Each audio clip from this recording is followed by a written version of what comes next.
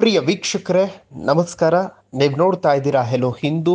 ನಾನು ಸೈಯದ್ ಹಿದಾಯತ್. ದೆಹಲಿ ಮುಖ್ಯಮಂತ್ರಿ Arvind Kejriwal Yogi Adityanath side line ಬಗ್ಗೆ ಸ್ಫೋಟಕ ಹೇಳಿಕೆ ಕೊಟ್ಟಿದ್ರು. ಇದರ ಬೆನ್ನಲ್ಲೇ ಭಾರತ ದೇಶಕ್ಕೆ ನರೇಂದ್ರ ಮೋದಿಯೇ ನಾಯಕ, ಮೋದಿಗೆ 75ರಿಂದ 80 ತಲುಪುತ್ತಲೇ ಎಲೆಕ್ಷನ್ ನಲ್ಲಿ ಅಮಿತ್ ಶಾಗಾಗಿ ಮೋದಿ ಮತ ಕೇಳ್ತಾರೆ ಅನ್ನೋ ಕೂಗು ಕೂಡ ಇತ್ತು.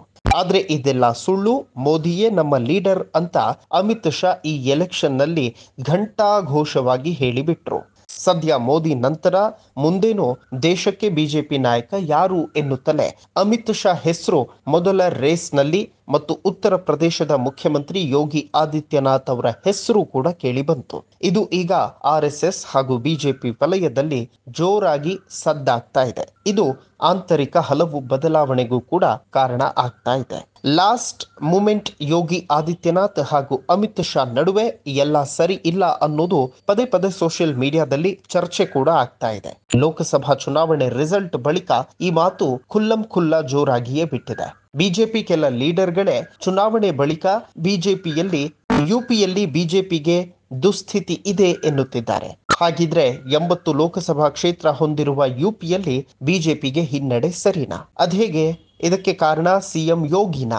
ಇದೇ ಕಾರಣಕ್ಕೆ ಯೋಗಿನ ಸದ್ಯಕ್ಕೆ ಸೈಡ್ ಲೈನ್ ಮಾಡೋದಕ್ಕೂ ಮಾತುಕತೆ ನಡೆದಿದೆ. ಆದ್ರೆ ಸದ್ಯಕ್ಕೆ RSS ಮಧ್ಯ ಇದ್ದು ಯೋಗಿ ಸೈಡ್ ಲೈನ್ ಅಷ್ಟು ಸುಲಭ ಅಲ್ಲ. ದೊಡ್ಡ ಪತ್ರಕರ್ತರು ಈ ಯೋಗಿ ಸೈಡ್ ಲೈನ್ ಬಗ್ಗೆ ಬಾಂಬ್ ಸಿಡಿಸಿದ್ದಾರೆ. ಖುದ್ದು 2015-19ರಲ್ಲಿ ಯೋಗಿನ ನಾಯಕ ಮಾಡಿದವರು ಈಗ ಸೈಡ್ ಲೈನ್ ಮಾಡಿದ್ರಾ ಅನ್ನೋ ಪ್ರಶ್ನೆ ಎತ್ತುತ್ತಿದ್ದಾರೆ. ಇರಬಹುದು. ಕಾರಣಗಳನ್ನ ನೋಡ್ತಾ ಹೋಗೋಣ. 2019ರ ನಂತರ ಮ್ಯಾಜಿಕ್ ರೀತಿ ಯುಪಿಯಲ್ಲಿ ಬದಲಾವಣೆ ಆಗಿದೆ.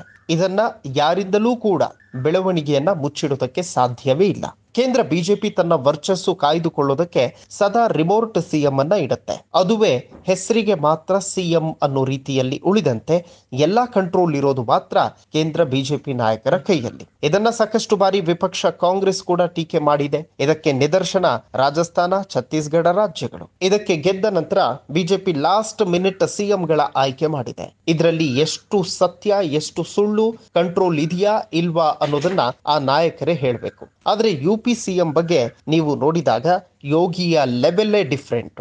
Fire brand leader. JCB ಬಾ ಅಂದ್ರೆ ಬರುತ್ತೆ, ಹೋಗು ಅಂದ್ರೆ ಹೋಗುತ್ತೆ. ನಿಮಗೆ ಒಂದು ವಿಚಾರ ತಿಳಿದಿರಲಿ, ಯೋಗಿ ಅಭಿವೃದ್ಧಿ ರಾಮ ಮಂದಿರವೇ ಸಾಕ್ಷಿ ಅದಕ್ಕೆ. ಹೀಗಾಗಿ ಯೋಗಿನ ಹೈಕಮಾಂಡ್ ಕಂಟ್ರೋಲ್ ಮಾಡೋದಕ್ಕೆ ಅಸಾಧ್ಯ. ಇನ್ನು ಯೋಗಿ ಮಾಡೆಲ್ ಅನ್ನ ಎಲ್ಲಾ ರಾಜ್ಯಗಳಲ್ಲೂ ಕೂಡ ಯೋಗಿ ಅವರಂತೆ ಸಿಎಂ ಆಗಬೇಕು ಅಂತ ಜನ ಕೂಡ ಬಯಸ್ತಾ ಇದ್ದಾರೆ. ಇಷ್ಟೆಲ್ಲ ಹೇಳಿದ ಮೇಲೆ ಪ್ರದೀಪ್ ಸಿಂಗ್ ಪ್ರಸಿದ್ಧ ಪತ್ರಕರ್ತರು ಹೇಳಿದ್ರಲ್ಲ, ಯೋಗಿ ಸೈಡ್ ಲೈನ್ ವಿಚಾರ ನಿಜಕ್ಕೂ ಆಗ್ತಾ ಇದೆಯಾ? ಕಡೆಗೆ ಸಾಧ್ಯನಾ? ಯುಪಿ ಬಿಜೆಪಿ ಗೆದ್ದಾಗ ಯೋಗಿ ಯಾರಿಗೂ ಗೊತ್ತಿರಲಿಲ್ಲ. ಕಡೆಗೆ ಅಮಿತ್ ಶಾಗೂ ಗೊತ್ತಿರಲಿಲ್ಲ. ಸೆಲೆಕ್ಟ್ ಕಮಿಟಿಯ ಸುಷ್ಮಾ ಸ್ವರಾಜ್ಗೂ ಗೊತ್ತಿರಲಿಲ್ಲ. ಆದ್ರೆ ದಿಢೀರ್ ಅಂತ ಖುದ್ದು ಮೋದಿಯೇ ಯೋಗಿನ ಆಯ್ಕೆ ಮಾಡಿದ್ರು. ಸೊ ಈಗ ಸೈಡ್ ಲೈನ್ ಮಾತೆಲ್ಲಿ ಬಂತು? ಇನ್ನು ಸೈಡ್ ಲೈನ್ ಅಂದ್ರೆ ಯೋಗಿಗೆ ಬೇರೆ ಡಿಸೈಡ್ ಮಾಡಿದ್ರು ಅಚ್ಚರಿ ಇಲ್ಲ. ಸೊ ಯೋಗಿ ಟಚ್ ಮಾಡೋದಕ್ಕೂ ಮುನ್ನ ಒನ್ಸ್ ಅಗೇನ್ ಯೋಚಿಸಿ ಹಿತವಿರೋಧಿಗಳು ನಿರ್ಧಾರವನ್ನ ಮಾಡಬೇಕಾಗ್ತದೆ. ಇಲ್ಲ ಅಂತಂದ್ರೆ ಬಿಜೆಪಿಗೆ ಭಯಂಕರವಾದ ಶಾಕ್ ಕಟ್ಟಿಟ್ಟ ಬುತ್ತಿ. ನಮಸ್ಕಾರ. ಕೂತಲ್ಲೇ ಕಾಸು ಮಾಡಬೇಕಾ? ಸ್ಟಾಕ್ ಮಾರ್ಕೆಟ್ ಟ್ರೇಡಿಂಗ್ ಮಾಡ್ತೀರಾ? ನಿಮಗೆ ಪ್ರಾಫಿಟ್ ಪಕ್ಕಾ fix. Stock fact app download ಮಾಡಿಕೊಳ್ಳಿ. Basic to advance stock expert ನೀವಾಗ್ತೀರಿ.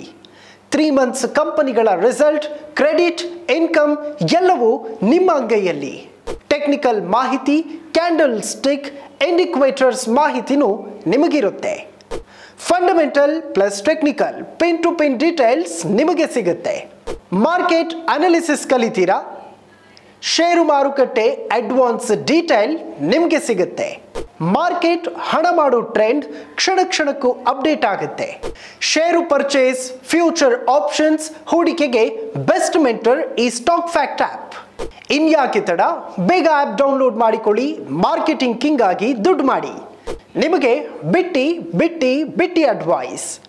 Full free advice.